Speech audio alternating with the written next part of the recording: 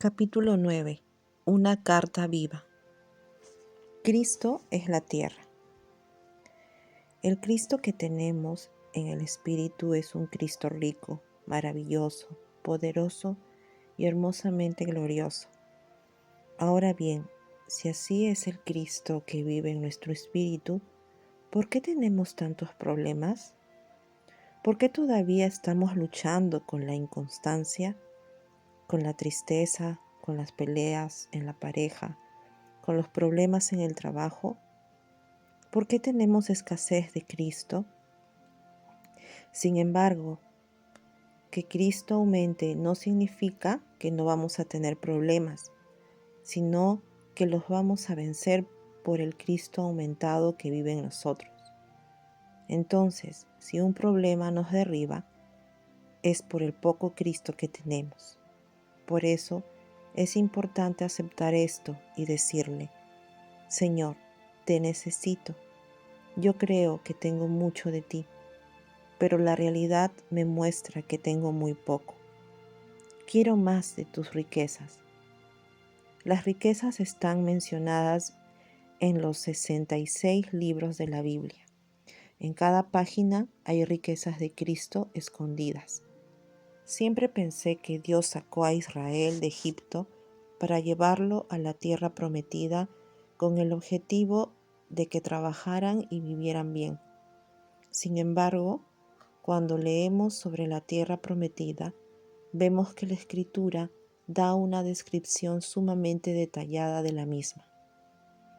¿Para qué especifica las plantas, los árboles, los pájaros que vivían allí? ¿Acaso eso es relevante? Lo es, porque la tierra prometida es Cristo y todo lo que hay allí son las riquezas de Cristo, que están especificadas en símbolos. A continuación te comparto, a modo de ejemplo, una pequeña lista con algunas riquezas. 1. El trigo, Cristo multiplicación. 2. La cebada, Cristo primicias. 3. Las vides, Cristo alegría. 4. La higuera, Cristo satisfacción. 5. Las granadas, Cristo abundancia y belleza. 6. El olivo, Cristo frescura. 7. La leche y la miel, Cristo bondad y dulzura. 8. Las piedras, Cristo solidez. 9. El hierro y el cobre, Cristo armas de guerra. Cristo es la tierra y en esa tierra hay trigo. El trigo es una riqueza, es Cristo multiplicación. Multiplicación financiera, multiplicación de salud, multiplicación de alegría, multiplicación de fuerza. La cebada es Cristo primicias. Las vides con Cristo alegría, el gozo del Señor que permanece a pesar de todo lo que te sucede. La higuera es Cristo satisfacción. Las granadas son Cristo abundancia y Cristo belleza. El olivo es Cristo frescura. La leche y la miel son Cristo bondad y Cristo dulzura. Las piedras son Cristo solidez. ¿Te gustaría ser como una piedra, como un diamante sólido o como una montaña que cuando vienen las tormentas se mantiene firme en Cristo? El hierro y el cobre son metales que se utilizaban para las armas de guerra.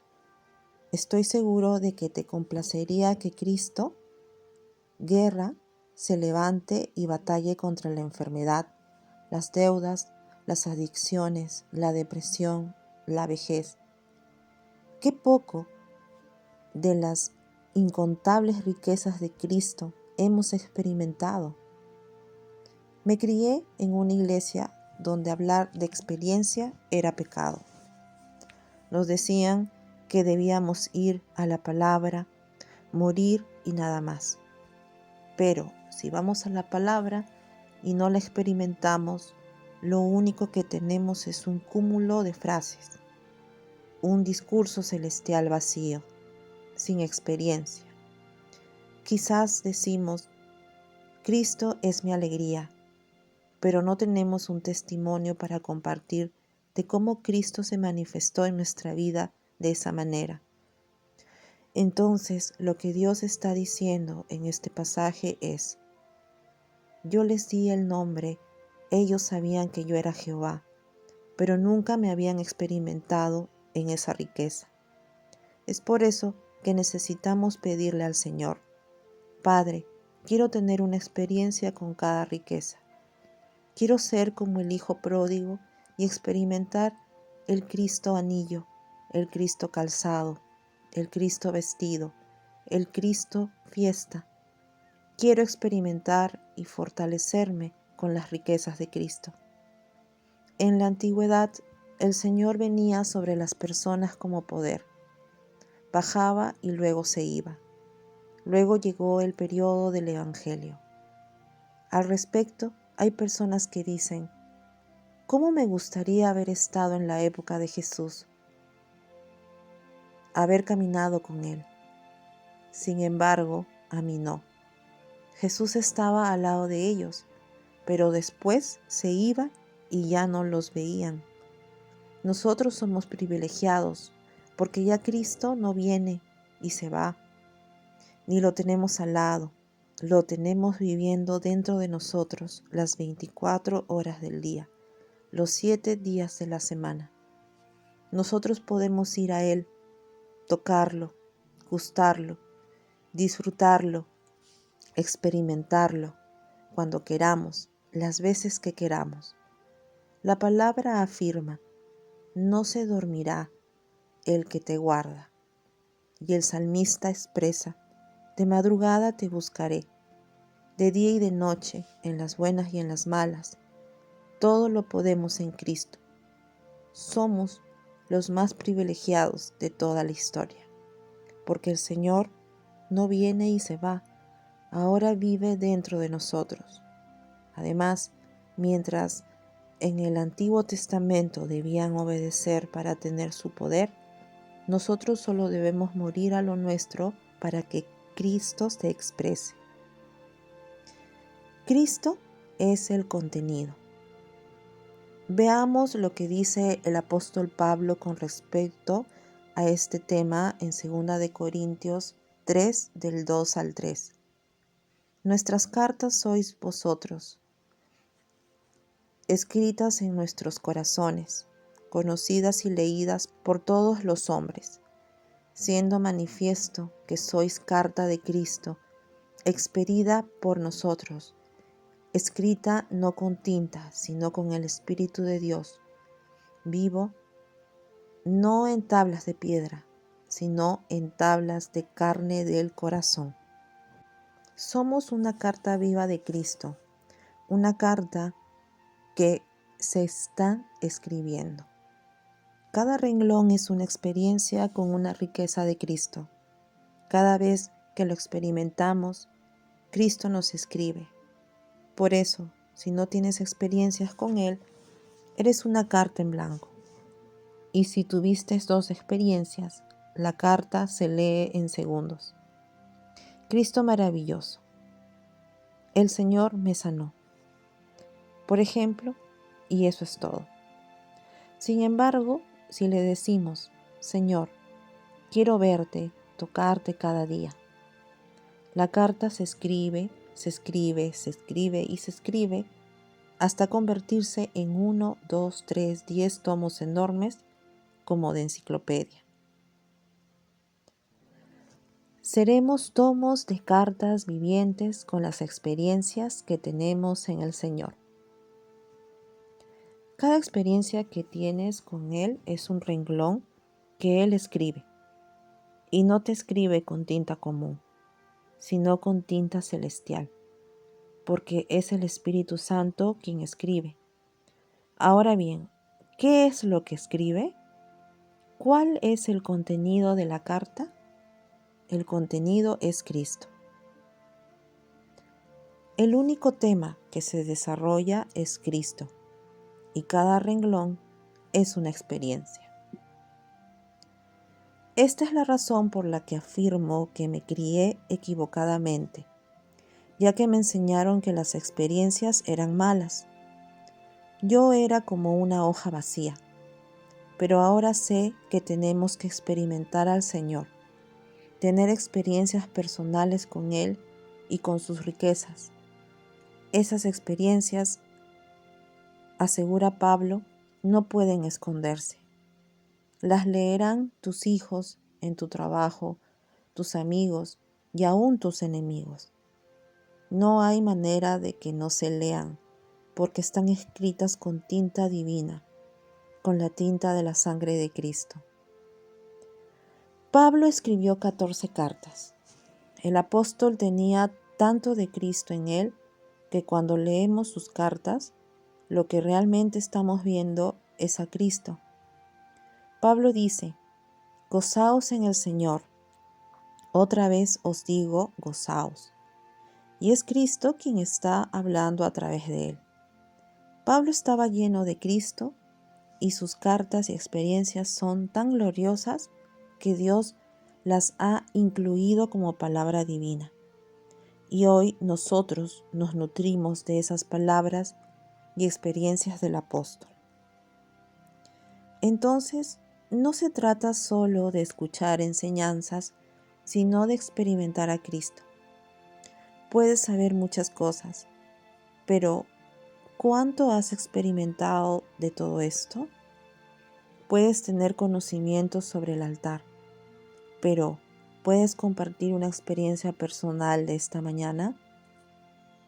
¿Qué has dejado en el altar hoy? No se trata de adquirir conocimiento, de servir o de tener dones, sino de tener experiencias con el Señor. Por eso, Dios te dice: me estás pidiendo un milagro, pero lo que yo quiero es que tengas una experiencia conmigo, porque cada experiencia es un renglón que te estoy escribiendo y que podrá leer todo el que se te acerque. Cristo, una experiencia viviente. El Señor no es una enseñanza teórica, sino una experiencia viviente que se infunde en tu corazón. Por ejemplo, si vas a comer a un restaurante, no te interesa que el chef te explique cómo hizo el plato que pediste. Lo único que deseas es que traigan la comida. Del mismo modo, lo importante es comer a Cristo, no la teoría. No obstante, es necesario tener en cuenta que a veces la experiencia se confunde con la emoción. Por ejemplo, tuviste una emoción, pero afirmas: fue una experiencia con Cristo. Frente a esto, el Señor dice: vamos a chequearlo. Es así que, por ejemplo, te da una bendición, un auto nuevo o una casa, supongamos. Estás contento y le dices: te amo, Señor. Entonces, el Señor chequea si es cierto que tuviste una experiencia con Él o solamente estabas emocionado con Él y para eso pierdes el auto o la casa. Instantáneamente te deprimes. De esta forma queda claro que solo fue una emoción tuya, no una experiencia con Él, porque todo lo que es de Cristo permanece. Ahora bien, si te quedas sin esa bendición y sigues feliz y declaras: sí, me sacaron el auto, pero no al Cristo que vive en mí. Soy más que vencedor en Cristo. Entonces, si tuviste una experiencia, porque en riqueza, en pobreza, en salud y en enfermedad, todo lo puedes en Cristo. Cada experiencia con el Señor se escribe en ti.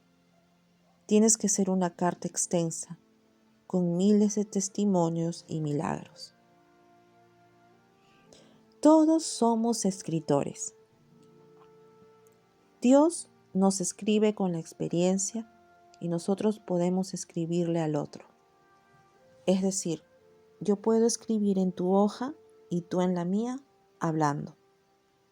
Cuando lo que Cristo escribió en ti lo compartes, esa experiencia está saliendo bajo la mano del Espíritu Santo para que el otro también la tenga. Se está repitiendo. Hablen entre ustedes con salmos, con himnos, con cánticos, exhorta Pablo, porque cada vez que hablamos, estamos escribiendo en las hojas de nuestros hijos, de nuestra pareja y aún de nuestros enemigos. Seguramente muchos no han querido escucharte y han tachado tu hoja, pero Dios va a escribir una nueva historia de las riquezas de Cristo. Cuando hablas, cuando compartes tu testimonio, lo que Cristo ha hecho en tu vida, estás escribiendo en el otro. Todos somos escritores. Tal vez no escribas un libro, pero sí en la vida de otro, con la sangre de Cristo, lo que Él es, lo que Él hace, lo que has experimentado. De esta manera, estás dando una enseñanza. Tú y yo tenemos que escribir lo que hemos vivido. Primero, necesitaremos aprender, pero luego pidámosle al Señor experimentar esa enseñanza, para entonces sí compartirla. Eso significa escribir en la hoja, muchas veces en blanco, del otro. En otras oportunidades, el Señor te dará primero la experiencia. Es posible que no la entiendas completamente en ese momento, pero luego te dará una enseñanza que la acompañe. Cuando Jesús reprendió la tormenta, le ordenó: calla y enmudece, y después les dio la enseñanza a los discípulos. Hombres de poca fe, no saben dar la orden. Ustedes mismos tendrían que haber calmado la tormenta. El Señor ya se los había enseñado, pero a los discípulos les faltaba práctica. Cristo es lo único que debemos escribir en el otro. Debemos enfocarnos en Él. Observa las siguientes imágenes y enfócate en Cristo, el león de Judá. ¿Lograste enfocarte solo en Él o miraste el pajarito que estaba pasando por arriba del león? Enfócate en Cristo. Velo a Él y dile: Señor, quiero conocerte, quiero comerte. Todo lo demás son adornos. Yo te amo a ti.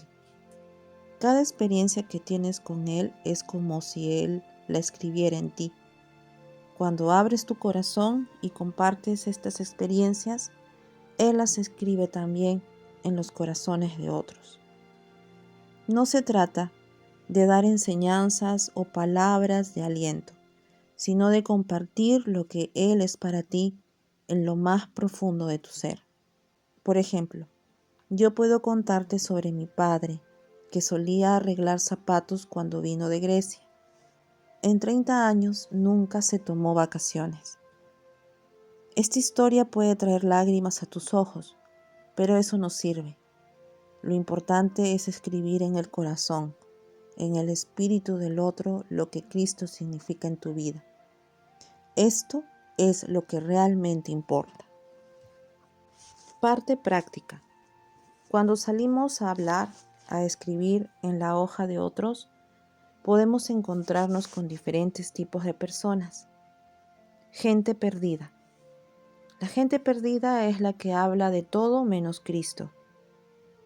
Hablan de política, del dólar, del clima, de fútbol, en definitiva, del mundo. ¿Qué es lo que nosotros tenemos que hacer? Escribirles a Cristo, llevarles un diamante de Cristo. Cuando te cuenten una noticia, puedes decirle, por ejemplo: sí, qué impactante lo que pasó, pero hay algo que a mí me sorprendió más. Cristo hizo un milagro impresionante en la vida de mi hijo, y le das tu testimonio. De esta manera, le estarás escribiendo un poquito de Cristo. Gente distraída. Hay personas que son espirituales, son buenos, creyentes, pero están distraídos. Te preguntan cosas como, ¿qué dice la Biblia sobre los ovnis? ¿Y sobre la apostasía? A ellos nosotros tenemos que escribirles a Cristo. ¿Cómo? Contándoles, por ejemplo, el otro día estaba adorando y vino un viento que me envolvió. En ese mismo instante yo me levanté de mi tristeza. Ese fue el fin del problema que tenía. Así les estaremos escribiendo algo de Cristo. Los discutidores. Hay personas a las que les gusta discutir todo. Por ejemplo, ven que llevas una alianza de matrimonio y te dicen, ¿por qué usas alianza?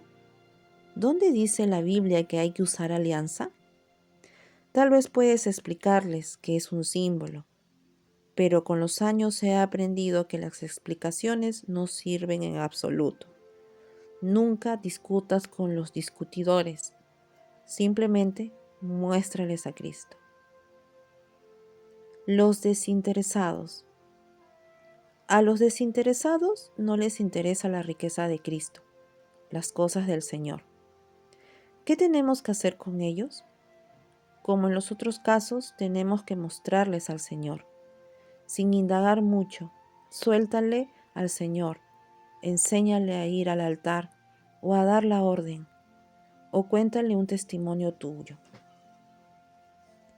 No les prestes atención a las circunstancias, a lo que sientes o piensas. No analices. Vuelve rápidamente a Cristo y dile, Señor, te amo. Quiero que sigas escribiendo. No quiero ser una hojita. Quiero ser un tomo que la gente pueda leer. Anhelo tus riquezas. No me quiero perder ninguna. Cuando te vea en gloria, disfrutaré sin velos. Mientras tanto, todo lo tuyo es mío y quiero acceder a eso. Recordemos el versículo de 2 de Corintios. 2 de Corintios 3:2. Nuestras cartas sois vosotros, escritas en nuestros corazones, conocidas y leídas por todos los hombres. El apóstol Pablo enseña que cuando escribes en alguien, es decir, en el mismo momento en que le sueltas algo de Cristo a una persona, el Señor escribe algo nuevo de Él en ti. Esto significa que Dios siempre escribe 2 libros al mismo tiempo. En el instante en el que le compartes algo del Señor a alguien, el Espíritu Santo te añade algo de Cristo a ti. Son 2 cartas, 2 ejemplares que se escriben en el mismo momento. Yo escribí a Cristo en ustedes, dice Pablo, y mientras estaba escribiendo en ustedes, Él estaba escribiendo más en mí. Cristo tiene que ser un hablar pesado. Nuestras palabras tienen que tener carga, portar gloria. Cuando los israelitas cruzaron el Jordán, Dios les instruyó llevar el arca del pacto. El relato menciona que cuando los sacerdotes que llevaban el arca pisaron el río Jordán, éste se abrió. 4 levitas se quedaron sosteniendo el peso del arca. La palabra en el original es masá, la carga, la presencia de Dios, mientras más de 1 millón de judíos cruzaban por el lecho del río abierto. Todos los que cargamos a Cristo les vamos a abrir camino a los que vienen detrás, a tus familiares, a tus amigos, a tus compañeros de trabajo, porque en nosotros hay un peso, una experiencia. Los sacerdotes que llevaban el arca estuvieron en seco, firmes en medio del Jordán, hasta que todo el pueblo terminó de cruzar. De la misma manera, Dios te dará firmeza y seguridad, y dirás: yo porto a Cristo, y hasta que no vea al último ser bendecido, de acá no me muevo. Cada experiencia que el Señor escribe en ti y compartes, Él escribe en otro. Y al escribir en otro, vuelve a escribir algo nuevo en ti. Así irás de gloria en gloria. Vuelve a Cristo. Hay muchas riquezas que no viste, pero estás a punto de empezar a ver. En 2 de Corintios 3, Pablo habla de las cartas, pero para entender las cartas necesitamos entender lo que dice en el capítulo anterior. En 2 de Corintios 2:14, mas a Dios gracias, el cual nos lleva siempre en triunfo en Cristo Jesús, y por medio de nosotros manifiesta en todo lugar el olor de su conocimiento. A simple vista podemos afirmar que, de acuerdo a este pasaje, Dios nos lleva siempre en triunfo en Cristo Jesús. Sin embargo, no es eso lo que el apóstol expresa. En este contexto, la palabra llevar significa literalmente conducir a un cautivo por un desfile. Lo que Pablo está diciendo aquí es: yo era prisionero de Satanás, cautivo del mundo, pero Cristo me tomó y me hizo cautivo de él. Cambié de dueño, pero sigo siendo el mismo prisionero. Ahora Cristo me hace desfilar delante de todos. No tengo libertad, no tengo voluntad, no tengo elección. Soy un esclavo de mi dueño, quien va adelante. Todos nosotros somos esclavos. El triunfo siempre es de Cristo, quien declara: yo vencí, y acá está mi botín. Mis derribados, dominados, subyugados, esclavizados, porque yo soy el Rey de Gloria. Esta es la razón por la que Pablo decía: estaba prisionero de Satanás y ahora soy cautivo, conquistado, sometido, capturado por Cristo. Él ahora me está haciendo desfilar por todo el mundo para que vean que soy esclavo del Rey de Gloria. Él tiene el triunfo porque ha vencido y me ha vencido. Soy suyo. Hasta que no seamos derrotados, no vamos a acceder a las riquezas. Y el problema es que no queremos ser esclavos, no queremos ser subyugados, no queremos ser derribados, queremos que Él nos libere de la cautividad. Es por eso que el Señor nos anuncia: no te voy a liberar, te voy a cambiar de dueño y te voy a traer bajo mi dominio. ¿Y por qué Pablo escribió esto? Porque un día, cuando iba hacia Damasco, el Señor lo capturó, lo derribó, lo iluminó con su luz, lo eliminó y le añadió a Cristo. Entonces declaró: ya no tengo voluntad, ya no decido nada, mi dueño venció. Nosotros no peleamos contra Satanás, ni contra el mundo, ni contra el pecado. Nosotros peleamos contra Cristo, pero si nos dejamos derrotar por Él, nunca más pelearemos con nada ni nadie. Mientras luches contra el Señor, como lo hizo Jacob, mientras quieras hacer lo que te parece, lo que opinas, tu lucha será por mejorarte contra el mundo, el pecado y Satanás. Eso es como aprendimos. Romanos 7. Pero si en vez de luchar contra el Señor te rindes a Él y le dices: Cristo, has cautivado mi corazón, me has enamorado, me rindo completamente a ti, Señor. Él no te sacará las cadenas, pero te hará esclavo suyo y, si bien tendrás aflicciones, ya no tendrás más luchas en tu vida, porque ahora eres suyo, eres el botín de Cristo. Déjate vencer por el Señor. Permite que Él conquiste tu vida y te tome para Él. Te arrebate, te subyugue, te ponga las cadenas de su amor. Dile: soy tuyo, Señor, y tú eres mío.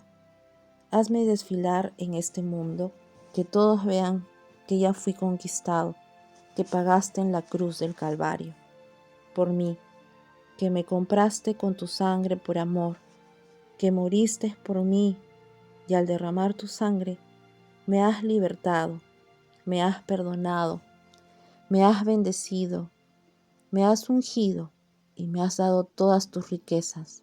Aleluya. Dile también al Señor: Padre, soy una carta, una hoja que escribes con la tinta de tu amor derramada en la cruz. Cuando el hijo pródigo decidió regresar a la casa, pensó en decirle a su padre: Papá, ya no soy digno de ser llamado tu hijo. Sin embargo, cuando el padre lo vio llegar por el camino, corrió a su encuentro. Esta es la única vez que la Biblia relata que Dios corrió. El padre se echó al cuello del hijo pródigo, lo abrazó, lo besó y no lo dejó terminar de hablar, porque el muchacho había venido rendido. Cuando nos rendimos, somos resucitados con las riquezas de Cristo. Los cautivos somos más ricos, más bienaventurados, más felices, más victoriosos, porque hemos sido vencidos por amor. En tu libertad, vuélvelo a elegir siempre a Él. No hay otro a quien queramos ir. Te pertenecemos, Padre, y nada ni nadie nos puede separar de tu amor. En el nombre de Jesús. Amén.